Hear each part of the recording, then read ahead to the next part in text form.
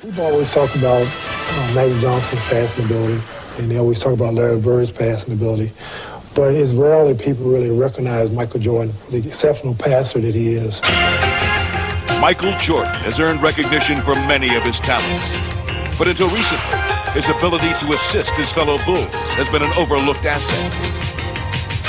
Once considered a solo performer, Jordan has proven that he's one of the game's ultimate team players. Jordan's so unselfish, he finds the open man.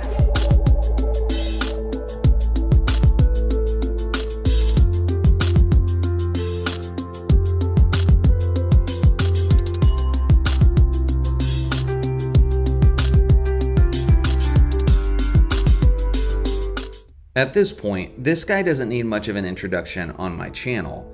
You all know about MJ's accomplishments and pedigree as a basketball player.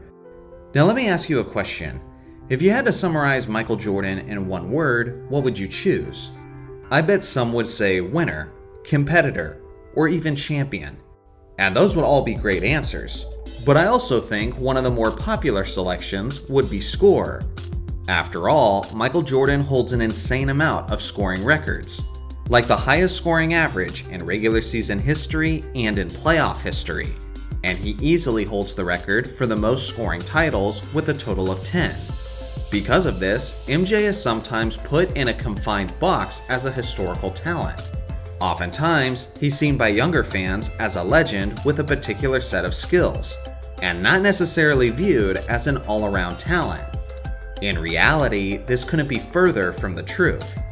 Yes, MJ strongly preferred to lead his team as their primary scoring threat, but on numerous occasions, he displayed his skills as an elite passer and as a masterful floor general.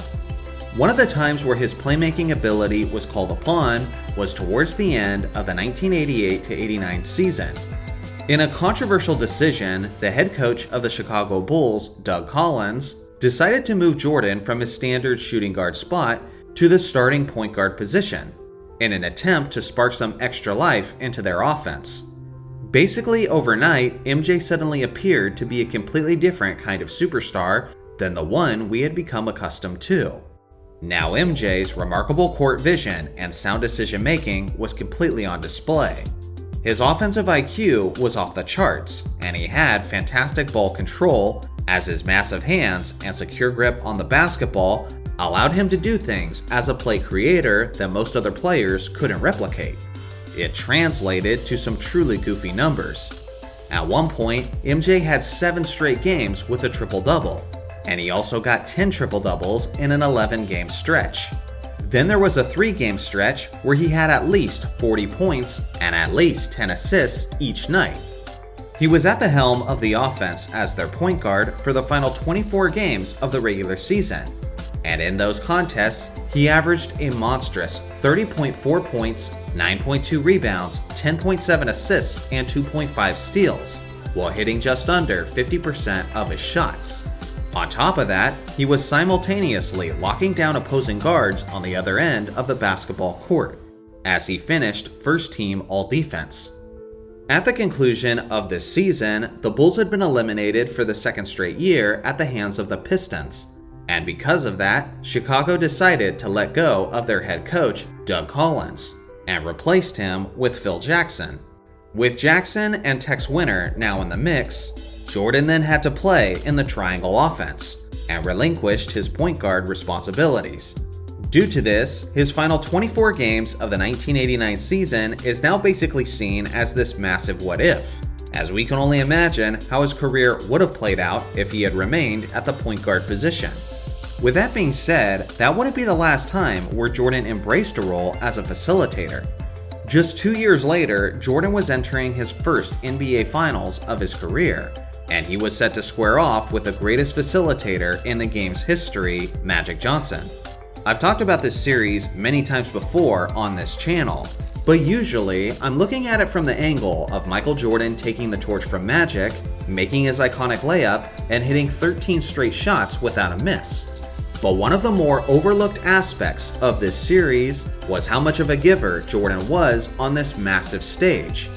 In these games, Magic wasn't the only one looking to make his teammates better, as Jordan showed that he could do it too.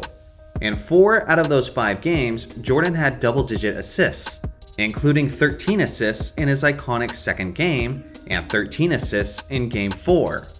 Over the course of the series, he averaged 11.4 assists while still managing to get 31.2 points on 56% shooting from the field.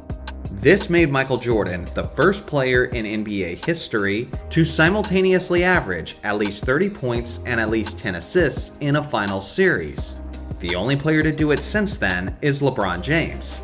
That's the craziest part about all of this, is that even in the moments where Jordan chose to be an elite facilitator, like at the end of the 1989 season and in the 1991 finals, he still managed to average his 30 points per night. If MJ was less aggressive as a scorer and was content with 20 to 22 points per game, could he have averaged 15 assists a night? It might sound crazy, but so does getting 11 assists a night while being the league's leading scorer. So maybe it's more plausible than it initially sounds. Consider this. For a career, Michael Jordan has the 6th highest assist per game average by a shooting guard in NBA history. But 4 of the players ahead of him spent entire seasons at the point guard position. So among 2 guards who never spent an entire season at point, Jordan has the 2nd highest assist per game average of all time. Even in this reality, with no what-ifs being considered, MJ is quite clearly one of the greatest passers that this game has ever seen. But if he chose to embrace that floor general role throughout his career, then he almost certainly would have been seen as the greatest point guard of all time by a significant margin. So what do you guys think? Is it too much to say that Michael Jordan's passing ability is underrated? I look forward to hearing your thoughts on the matter in the comments section below. Thanks again to all of the members for helping the channel. Trust me, it means more than you know.